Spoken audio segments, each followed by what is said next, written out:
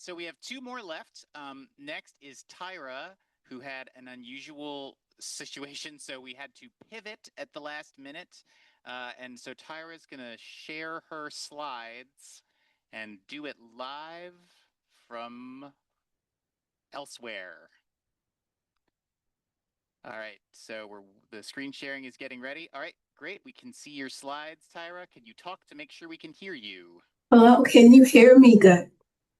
Sure can. So Great. Can you see my slides? good. So anytime you're ready, you have 8 minutes and go right ahead. Thank you.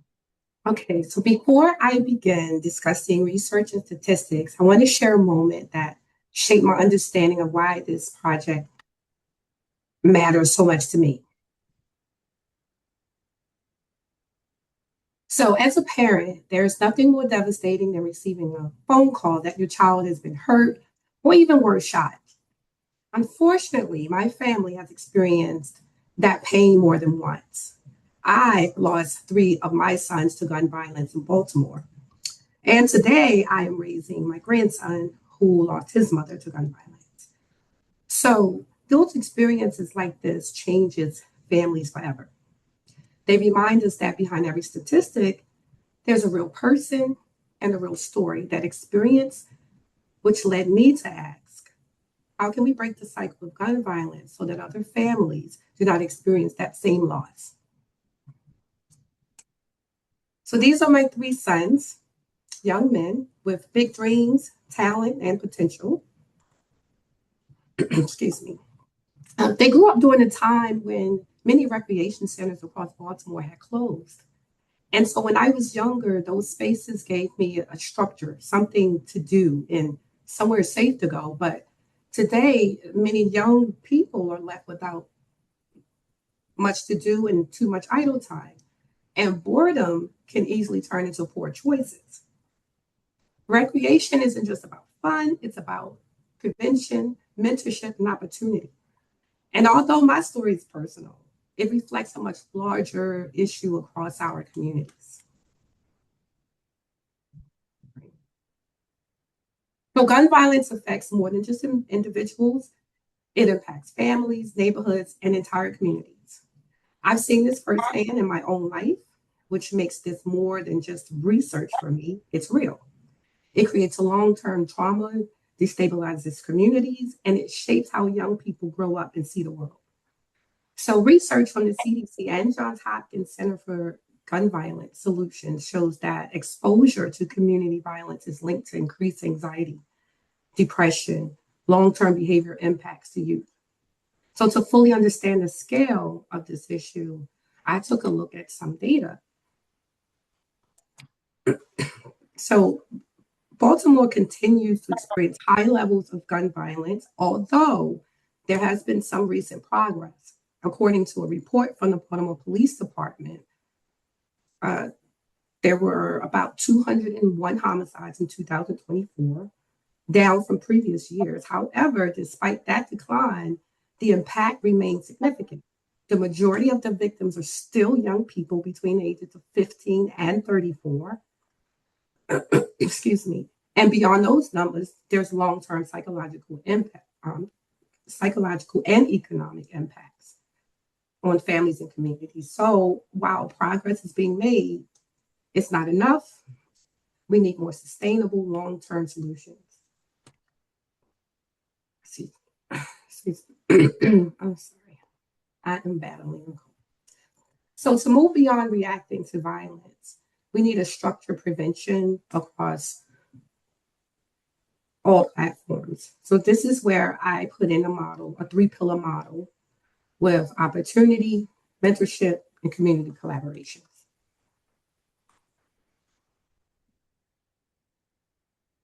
So the first pillar in opportunity and access, this focuses on creating like safe spaces, structured programs, and pathways to education and employment. So when young people have access to opportunities, their exposure to violence decreases. Research from an After School Alliance and the CDC showed that youth who participated in structured after school and community programs are significantly less likely to engage in risky and violent behaviors. But opportunity alone is not enough. Young people also need guidance, which brings me to my second pillar, mentorship and skill building.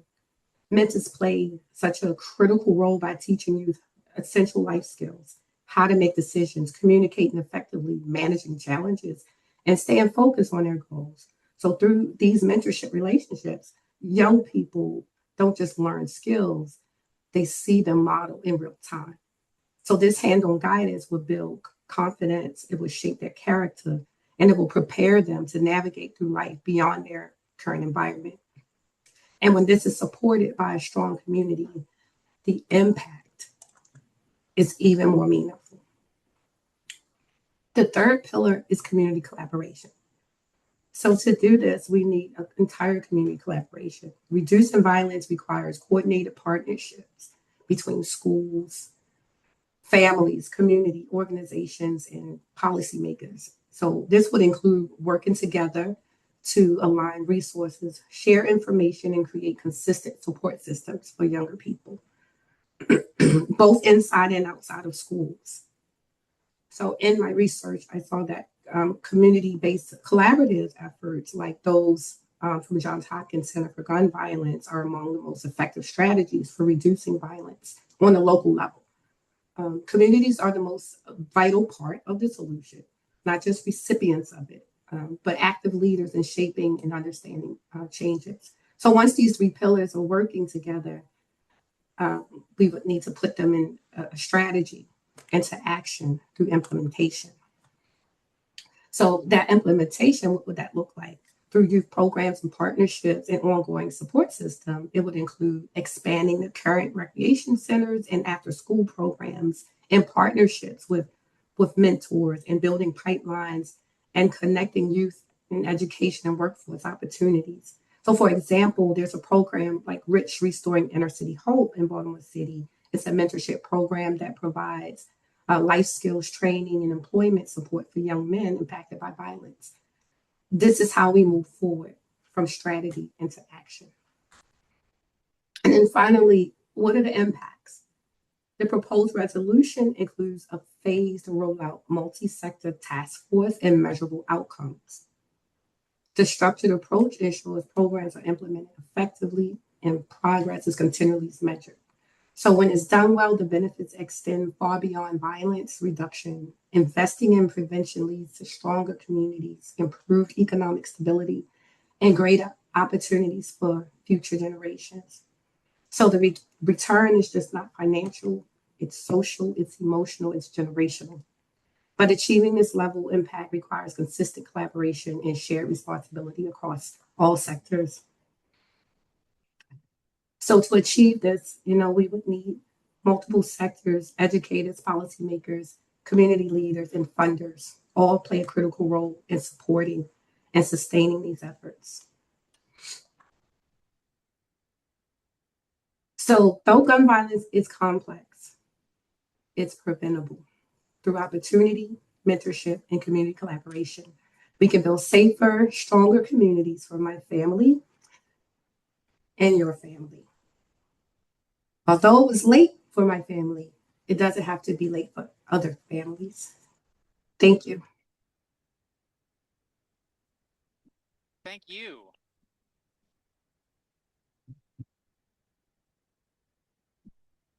All right. Yes, I can be heard. Yeah, new batteries. Sweet. Okay. Questions for Tyra from people in the room. I'd just like to thank you for sharing that. That was so moving, I would say. Wolf. Thank you. Thank you very much indeed. I guess the question is, you have this great framework.